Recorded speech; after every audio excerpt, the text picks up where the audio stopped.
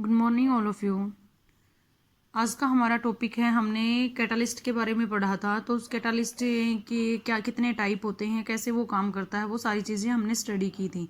आज हम पढ़ेंगे कि हमारे पास जो कैटालिस्ट होता है उसके कौन कौन से इंपॉर्टेंट फीचर्स होते हैं, मतलब उसकी कैरेक्टरिस्टिक्स क्या क्या हैं।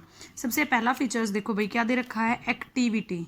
एक्टिविटी का मतलब क्या होता है कि हमारे पास जो कैटालिस्ट है वो रेट ऑफ रिएक्शन को कितना इंक्रीज करता है, वो उसकी क्या होगी, activity. By activity means it's capacity to increase the speed of a chemical reaction, मतलब कि हमारे पास जो केमिकल रिएक्शन है उसकी स्पीड को कितना इंक्रीज करता है, वो उसकी क्या होगी, एक्टिविटी। एक कैटालिस्ट की इतनी कैपेसिटी होती है कि वो एक रिएक्शन को कम से कम भी 10⁻10 टाइम्स इंक्रीज कर सकता है। मतलब अगर हमारे पास कोई रिएक्शन है वो 1 सेकेंड में हो रही है, तो हमारे पास अगर हम जो कैटालिस्ट होगा वो उसकी स्पीड को बहुत ही ज़्यादा इंक्रीज कर सकता है। मतलब उसकी स्पीड है वो 10⁻10 टाइम्स क्या हो जाएगी, इंक्रीज हो जाएगी। ये हो गया हमारे पास activity of the catalyst. Second हमारे पास जो इसकी कैरेक्टरिस्टिक्स हैं वो है सिलेक्टिविटी। सिलेक्टिविटी का मतलब क्या है, कहता है कि हमारे पास जब हम कोई रिएक्शन कराते हैं और वहाँ से प्रोडक्ट बनता है तो वो प्रोडक्ट डिपेंड करता है हमारे पास सिर्फ कैटालिस्ट के ऊपर। ठीक है, कैटालिस्ट ही डिसाइड करेगा कि हमारे पास प्रोडक्ट है वो क्या होगा। जैसे देखो, ये कार्बन मोनोऑक्साइड है, इसकी हमने डाईहाइड्रोजन के साथ रिएक्शन कराई in the presence of copper, तो यहाँ से क्या बन गया हमारे पास, एल्डिहाइड ग्रुप HCHO।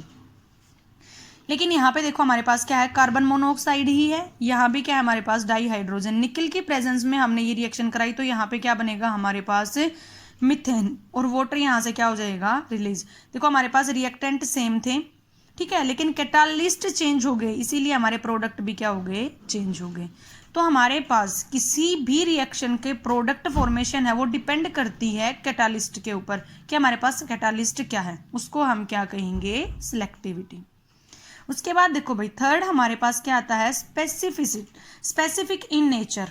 स्पेसिफिक का मतलब क्या हो गया, कहता है कि जब हम कोई रिएक्शन करा रहे होते हैं तो एक कैटालिस्ट सिर्फ एक ही रिएक्शन के लिए एक कैटालिस्ट का काम करेगा, नॉट फॉर ऑल, मतलब सभी रिएक्शन के लिए वो कैटालिस्ट का काम नहीं कर सकता है।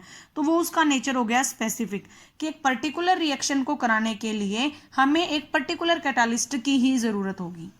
ये थे हमारे पास 3 फीचर्स। उसके बाद आता है भाई zeolites as a safe selective catalyst. ये आप लोगों का 11th में भी आया था।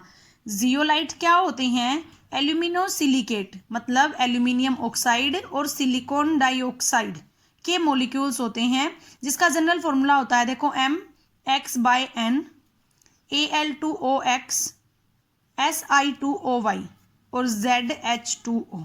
यहाँ पे देखो M जो है वो मेटल को डिनोट करता है, यहाँ पे मेटल है वो सोडियम और जिंक में से कोई भी हो सकती है।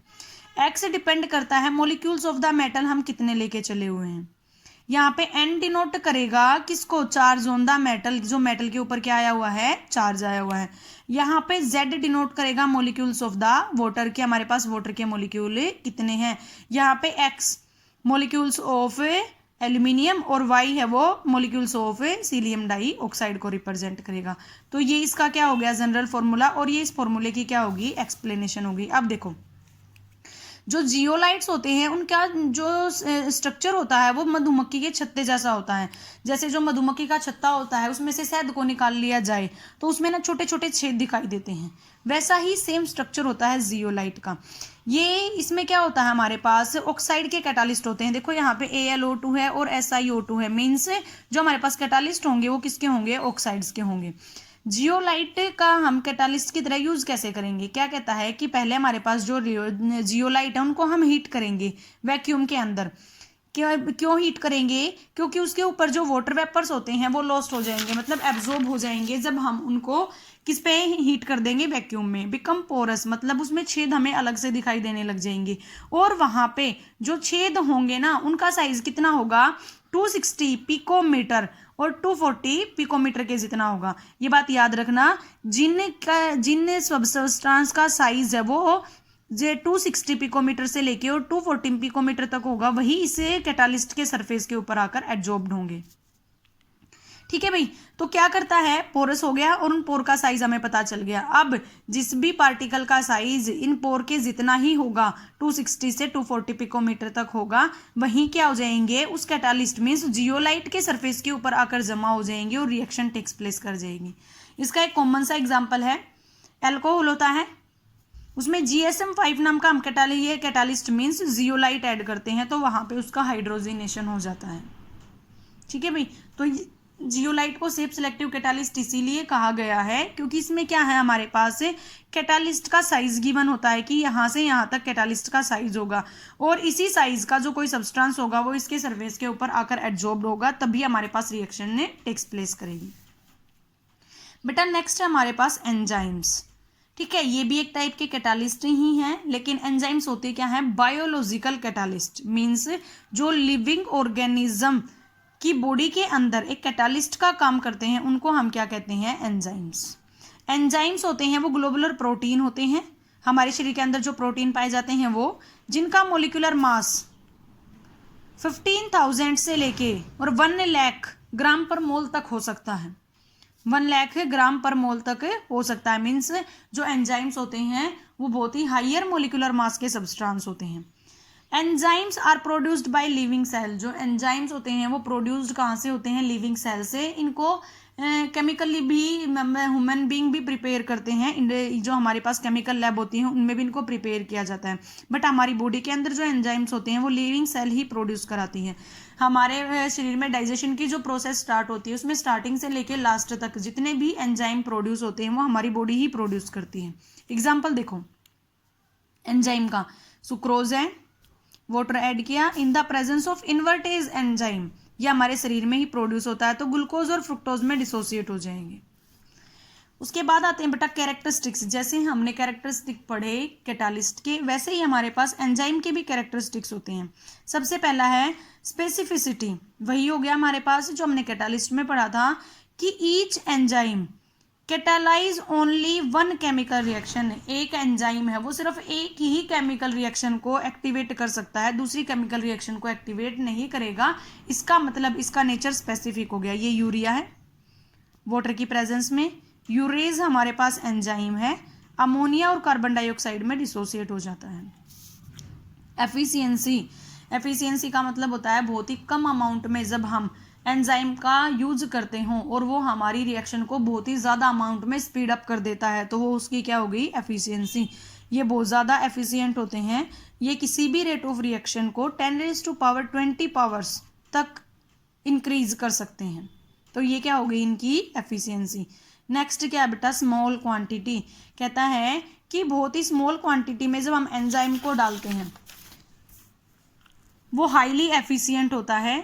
क्यों होता है, क्योंकि जैसे हमने पढ़ा था कि कैटालिस्ट हैं वो बार बार रीजनरेट हो जाते हैं, अपनी वापस वाली फॉर्म में आ जाते हैं। वैसे ही जो एंजाइम्स होते हैं अपनी कैटालिटिक एक्टिविटी कराने के बाद फिर से क्या हो जाते हैं, रीजनरेट हो जाते हैं। इसीलिए स्मॉल क्वांटिटी ही हमारे लिए एनफ होती है। ऑप्टिमम टेम्परेचर एंड पीएच, कोई भी कैटालिस्ट है वो कितनी पीएच वैल्यू के ऊपर काम करता है और टेम्परेचर कितना होना चाहिए। तो किसी भी एंजाइम के लिए जो पीएच वैल्यू है वो होनी चाहिए 7.4 और जो टेम्परेचर होना चाहिए जो ह्यूमन बॉडी का होता है 37 डिग्री सेल्सियस। हमारे पास जो प्रेशर होगा वो कितना होगा, 1 एटमॉस्फेरिक। तो किसी भी एंजाइम के रिएक्शन कराने के लिए हमारे पास जो कंडीशन होंगी वो टेम्परेचर की, पीएच की क्या होंगी कि हमारे पास पीएच वैल्यू है वो 7.4, टेम्परेचर है वो 37 डिग्री सेल्सियस और जो एटमॉस्फेरिक प्रेशर होगा वो कितना होगा, 1 होगा। उसके बाद एंजाइम एक्टिवेटर, नाम से ही पता चल रहा है एक्टिवेटर, ऐसे सब्सटेंस जो एंजाइम की एक्टिविटी को इंक्रीज करने का काम करते हो उनको हम क्या कहेंगे, enzyme activators. Sodium, magnesium, copper, ये सभी क्या है, इसके एग्जांपल्स हैं। एंजाइम इनहेबिटर और पॉइजन्स मींस ऐसे सब्सटेंस भी होंगे जो एंजाइम्स की एक्टिविटी को इनहेबिट मींस रोकने की कोशिश करते होंगे या डिक्रीज करने की कोशिश करते होंगे, उनको हम क्या कहेंगे, एंजाइम इनहेबिटर और पॉइजन्स। ये तो हमारे पास एंजाइम क्या होता है और उसकी प्रॉपर्टीज क्या क्या है। अब हम देखेंगे कि हमारे पास एंजाइम है वो काम कैसे करता है। तो देखो बेटा, हमारे पास जो एंजाइम होता है वो लॉक एंड की मेथड की तरीके से काम करता है। ठीक है, हमें पता है कि जो एंजाइम है वो हाईली स्पेसिफिक होते हैं नेचर में। अगर वो हाईली स्पेसिफिक है नेचर में तो यहाँ पे जो एक्टिव साइट होती हैं इनके ऊपर फंक्शनल ग्रुप प्रेजेंट होते हैं, या तो वो अमाइंस होंगे या कार्बोक्सिलिक एसिड होंगे या फिर अल्कोहलिक होंगे। ठीक है, वो क्या करते हैं, जो रिएक्टेंट के मॉलिक्यूल्स होते हैं उनके साथ बॉन्ड फॉर्म कर लेते हैं। जो हमारे पास एक्टिव साइट हैं उन एक्टिव साइट के ऊपर हमारे पास फंक्शनल ग्रुप प्रेजेंट होते हैं। कौन कौन से? अमोनिया या अमाइन, कार्बोक्सिलिक एसिड और अल्कोहलिक। ये हमारे पास ग्रुप क्या करते हैं? बॉन्ड फॉर्म करते हैं। कौन से बॉन्ड फॉर्म करते हैं? Hydrogen bond, van der Waals attraction. अब हमें पता है हाइड्रोजन बॉन्ड है वो भी वीक होता है और वंडरवॉल अट्रैक्शन है वो भी क्या होता है?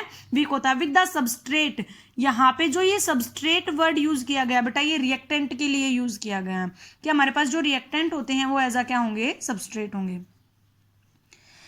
तो ये जो the shape of active site enzymes are like a cavity only a specific substrate can fit into it. मतलब कहता है कि जो हमारे पास एंजाइम है उसकी शेप एक कैविटी के जैसी होगी और उसके अंदर एक सबस्ट्रेट ही आके फिक्स हो सकता है। जैसे देखो हमारे पास लॉक और की होता है कि एक पर्टिकुलर लॉक के लिए हमें एक पर्टिकुलर की गिवन होती है, सिर्फ वही की उस लॉक को खोल सकती है।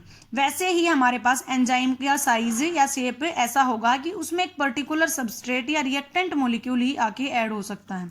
देखो यहाँ पे ये एंजाइम है, इसकी शेप, यहाँ पे ये सबस्ट्रेट, मतलब हम इसको बोल सकते हैं कि ये एक रिएक्टेंट का मॉलिक्यूल है। अब ये देखो एंजाइम के अंदर सबस्ट्रेट आके फिट हो गया तो इसने फॉर्म कर लिया एंजाइम सबस्ट्रेट कॉम्प्लेक्स। ठीक है, enzyme substrate complex. Third step में क्या होगा कि इसे एंजाइम ने अपना काम करना शुरू कर दिया तो ये जो सबस्ट्रेट है मीन्स जो रिएक्टेंट है वो प्रोडक्ट में टूटना स्टार्ट कर देगा। यहाँ पे एंजाइम प्रोडक्ट एसोसिएशन, मतलब एंजाइम ने प्रोडक्ट एसोसिएशन स्टार्ट कर दिया, प्रोडक्ट बनने शुरू हो गए। फोर्थ स्टेप में क्या होगा कि एंजाइम अपना काम करके रीजनरेट हो जाएगा, एज इट इज रह जाएगा और प्रोडक्ट है वो क्या हो जाएंगे? यहाँ से बाहर हो जाएंगे। हम इसको 2 स्टेप्स में डिवाइड कर सकते हैं बेटा। स्टेप फर्स्ट, सबसे पहला स्टेप क्या होगा? Formation of enzyme substrate complex.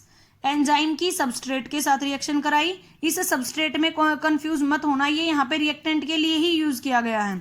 तो यहाँ से एंजाइम सबस्ट्रेट कॉम्प्लेक्स बन जाएगा। ये स्टेप होगा, ये फास्ट होगा और रिवर्सिबल होगा नेचर में। ठीक है, एंजाइम और सबस्ट्रेट इकट्ठे भी हो सकते हैं और वापस से टूट भी सकते हैं। सेकंड स्टेप क्या होगा? जो हमारे पास एंजाइम सबस्ट्रेट कॉम्प्लेक्स है वो प्रोडक्ट फॉर्मेशन के लिए डिसोसिएट हो जाएगा।